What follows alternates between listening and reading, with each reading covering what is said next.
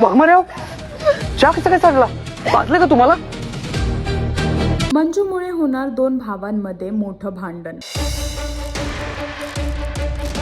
Inspector Manju या मालिकेमध्ये मंजूला जसं सगळ्यांना माहितीये की आता दिसत नाहीये, त्याचमुळे जेव्हा सपना तिच्याकडे चहा घेऊन जात होती तेव्हाच मंजू पण तिथे येते आणि दोघांची टक्कर होते आणि त्यामुळे गरम गरम चहा जो सपनाच्या हातात असतो तो मंजूच्या हातावरती पडतो आणि तेच सत्या पाहतो आणि मंजूला सावरायला येतो. आणि तेव्हाच तिथे सपनाचं असं म्हणणं आहे की दिसत नाहीये तर एका जागेवरती बसायला हवं. आतापर्यंत आम्ही सगळं आयतं हातात देतच आहे. जे ऐकून सत्या तिच्यावरती चिडतो आणि तिला म्हणतो की जेव्हा त्यांना दिसत होतं तेव्हा ते सुद्धा तुम्हाला आयतच देत होत्या.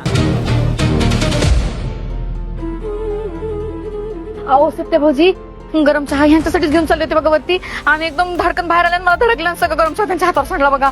अहो मग तुम्हाला नीट बघून चालता येत नाही का? हाय का आता?